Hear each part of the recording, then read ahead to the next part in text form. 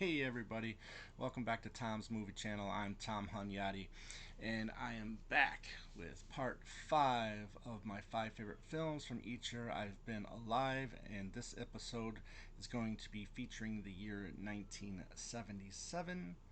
Pretty solid year, not the best. There's some good stuff there, and some not so good stuff there, um, good year. No real big surprises with this episode. I think the films that I have here would be on a lot of people's top 5, top 10, top 20 films of 1977. So let's get rolling, shall we? Okay. First up is a little comedy, little violence, little sports film action going, and that's Slapshot, right? Paul Newman, directed by George Roy Hill. Paul Newman is an aging hockey player and coach of the Chiefs here, Charlton's Chiefs, I believe, and he realizes that business is bad. And during one game where there was a big fight, he noticed the reaction of the crowd and then started resorting to violence to get butts in the seats, and that's why he brings in the Hanson brothers, right? Who are great in this film. Strother Martin is also great, who you'll know as the warden in Cool Hand Luke. So very good sports film. Slapshot was a semi-successful film. Did well for its small budget and received mixed reviews. But this is a fun one. This isn't the Steelbook edition that just came out last year, and I really enjoy Slapshot, and I think a lot of people out there enjoy Slapshot. So if you haven't seen it yet, give it a view. All right. Next up is the film that won Best Picture, right? I was tackling whether or not to include this one because look, it's his masterpiece, if you will. I was considering other films, but I had to include this one because this is really at the height of his powers, and that's obviously Annie Hall, directed by Woody Allen, written by Woody Allen, also starring Diane Keaton. Fantastic cast on this film, and centers around Woody Allen's character, and it's a bunch of flashbacks and him talking about why he lost his relationship with the Diane Keaton character. You got Carol Kane, Paul Simon, Shelley Duvall. You got the great Christopher Walken, who makes an early on-screen performance in his career. And that's one of the highlights, I think, in the film is Christopher Walken. He's got a couple scenes, and he makes the most of them. You got Paul Simon, like I said, Shelley Duvall, who was excellent throughout the 70s and into the 80s. I really dig this film. Tony Roberts as well.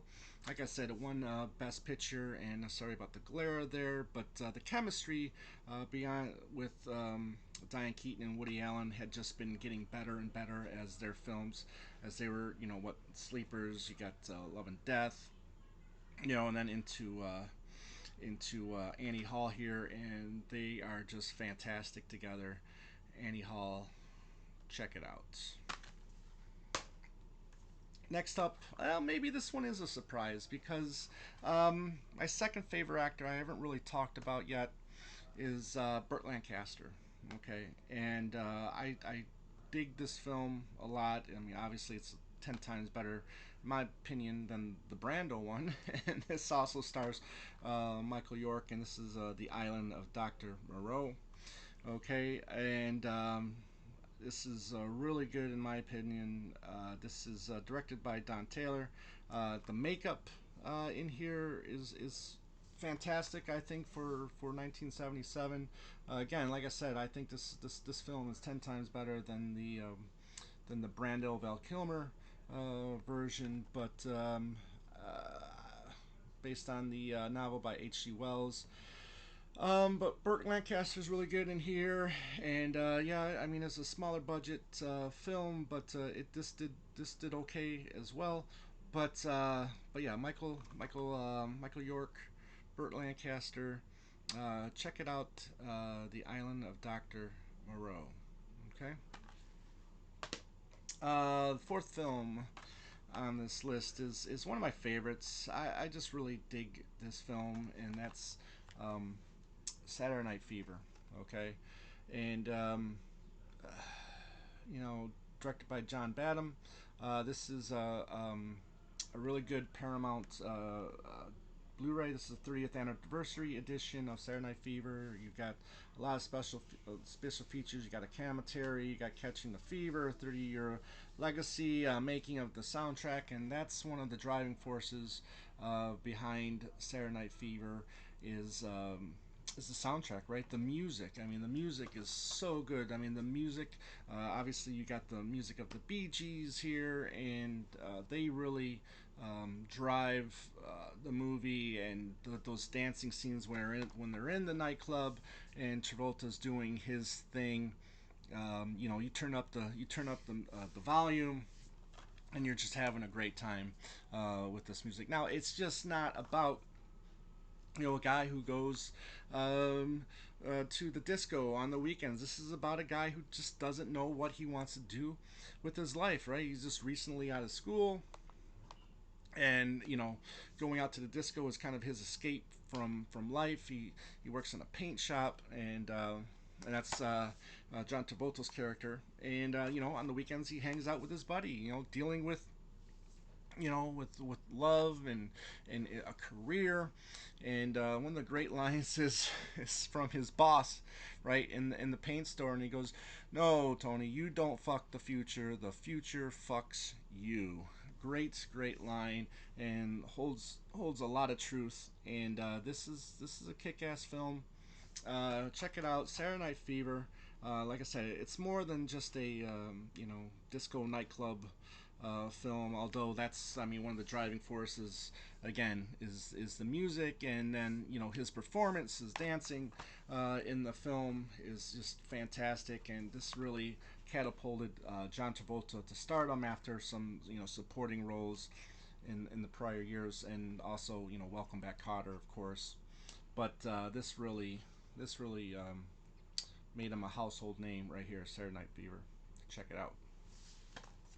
Now, this is if you know me, this is not going to be any surprise. But 1977, Star Wars. This is the complete saga box set. This is the box that has the first six films in there, if you will. So the sequels are not in here, but there's the Star Wars image right there, A New Hope. Now, I first saw this film. I knew of this movie, obviously. I had seen the holiday special, which at 5 years old, it was still great because I hadn't seen the movie yet. So the following year, 1979. So I think, correct me, yeah, I think the holiday special was 78. I had to go back, but either way, 1979.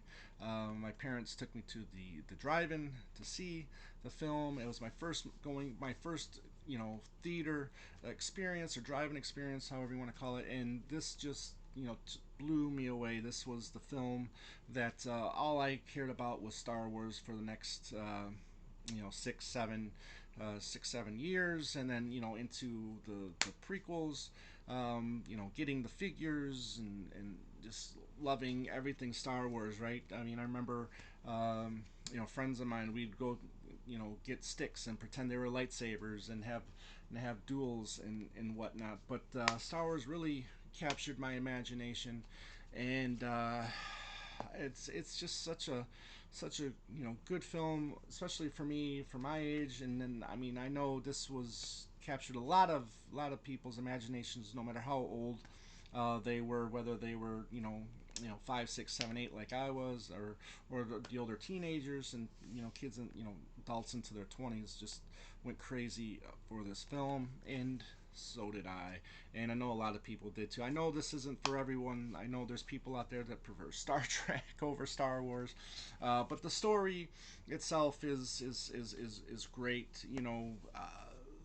Young young Jedi needs to save the princess, and then you have the older Jedi who teaches him the ways of the Force, and then you got the evil Darth Vader, right? Who was just the ultimate bad guy, right? We talked about Nurse Ratchet and One Flew Over the Cuckoo's Nest, how her evilness, but Darth Vader, I think, just took it to another level. Scared the shit out of me.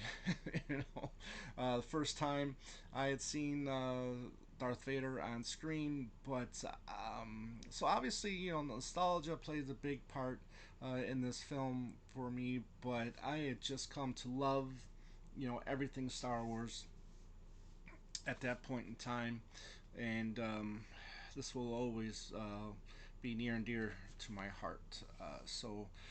That's the list for 1977. Again, let me know in the comments section what you think of the year 1977 and the films that came out that year. What were some of your favorites? And I will be back soon with 1978. Okay, take care, everyone.